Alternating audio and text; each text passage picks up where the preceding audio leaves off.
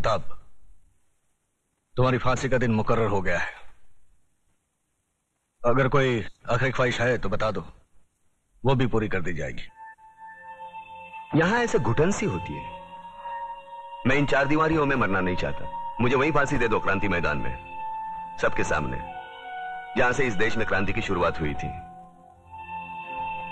यहां ऐसे मरो तो जरा ज्यादा मरो, इतना सा मरने से क्या फायदा। सर, प्रताप से कोई मिलने आया है। मिलने दो।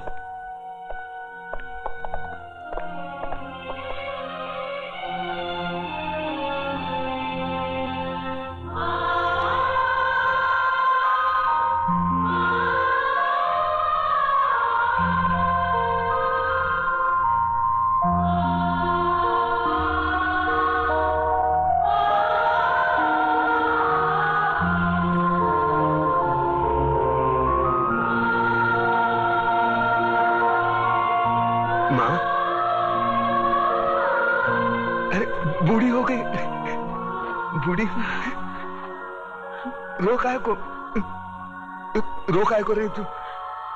नहीं रे, ये तो खुशी के आंसू है। सोचा था जिंदगी भर तेरा मुंह नहीं देखूंगी, लेकिन तेरे बारे में अखबार में पढ़ा तो रहा नहीं गया मुझसे, और मैं चली आई अपने बेटे के पास।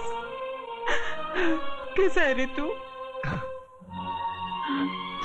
बेटा, आज तूने तिलक खानदान के नाम पर सचमुच यश का तिलक लगा दिया। मैं खुश हूँ, बहुत खुश हूँ। अब तो भगवान से यही प्रार्थना करूंगी कि तुझे जन्मों जन्म मेरा ही बेटा बना कर। नहीं माँ, अगले जन्म में किसी मंदिर या मस्जिद की ईंट बनकर जिंदगी भर वहां रोता रहूंगा। इस जिंदगी का रोना मेरा बाकी है।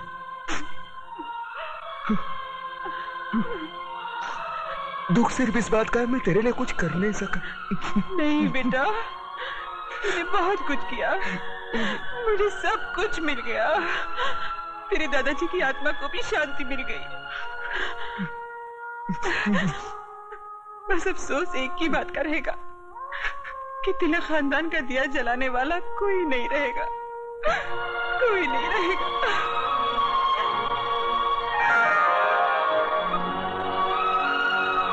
ये देख, अपनी बहू के लिए रखे थे, लेकिन अब तो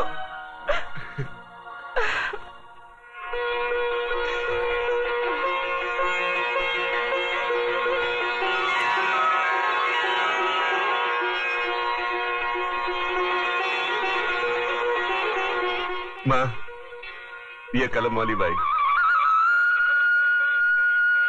मेघा लिखती है, एक दिन के लिए हमारे खानदान की बहू बनेगी। सोच ले।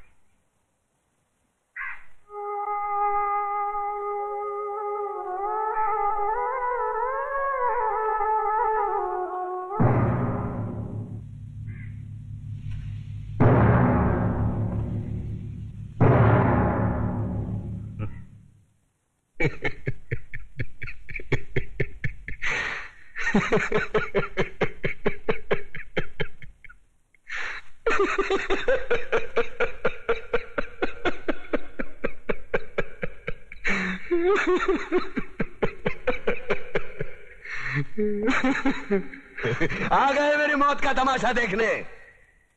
अब मुझे लटका देंगे, जुबान ऐसी बाहर आएगी, आंखें बाहर आएगी, थोड़ी देर लटकता रहूंगा, फिर ये मेरा भाई मुझे नीचे उतार देगा, फिर आप चर्चा करते घर चले जाओगे, खाना खाओगे, सो जाओगे। तुम्हारी ये नामर्दानगी, बुज़दिली एक दिन इस देश की मौत का तमाशा इसी खामोशी से देखेगी। कुछ नहीं कहना मुझे तुम्हें, कुछ नहीं। तुम्हारी जिंदगी में कोई फर्क पड़ने वाला नहीं। अंधेरे में रहने की आदत पड़ी है तुमको, गुलामी करने की आदत पड़ी है। पहले राजा महाराजाओं की गुलामी की, फिर अंग्रेजों की, अब चंद गद्दार नेताओं की और गुंडों की। धर्म के नाम पर ये तुम्हें बहकाते हैं, तुम एक दूसरे के गले काट रहे हो। काटो काटो। ऊपर वाला भी ऊपर से देखता होगा तो उसे शर्म आती होगी, सोचता होगा मैंने सबसे खूबसूरत चीज बनाई थी, इंसान। इंसान नीचे देखा तो सब कीड़े बन गए, कीड़े।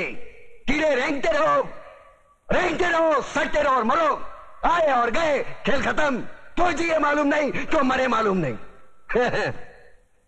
कलम वाली बाई क्रांति लाना चाहती थी, कलम के जोर पर काले वर्तमान को खत्म करना चाहती थी। कौन समझा उसकी बात को? सब साले मुर्दे, जिंदा लाशें। किसे जगाती वो? मैं जाग गया, कुछ अच्छा काम करके जा रहा हूं, सुकून है। लेकिन ध्यान में रखना, तुम्हारी ये खामोशी कल तुम्हारे बच्चों के लिए रोना बन जाएगी। ये कानून वाले, वर्दी वाले नेता, इन्होंने अपना ईमान बेच दिया। एक दूसरे को जलाते वक्त तुम्हारा ईमान कहा गया था, भाड़ में।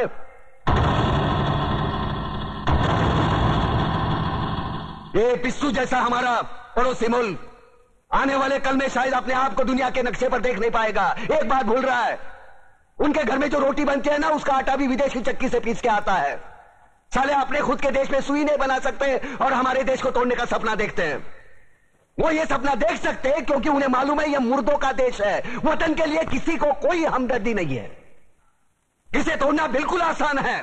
मैं हिंदू, मैं मुसलमान, मैं सिख, मैं फलाना, मैं ढिमका। एक लाठी को तो कोई भी तोड़ सकता है, लेकिन लाठी के भारे को तोड़ना मुश्किल है। मैंने बचपन में पढ़ा था, स्कूल में, तीसरी में।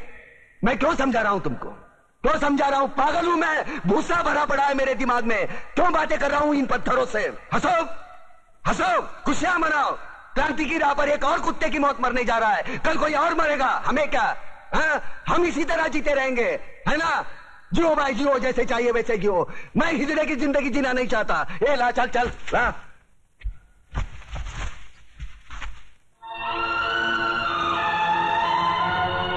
खड़ो, ये फांसी नहीं हो सकती।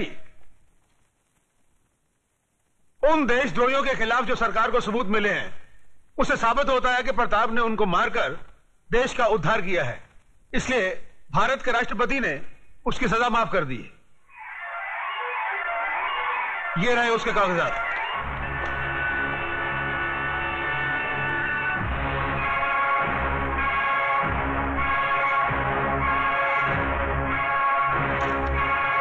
रोक दीजिए ये फांसी।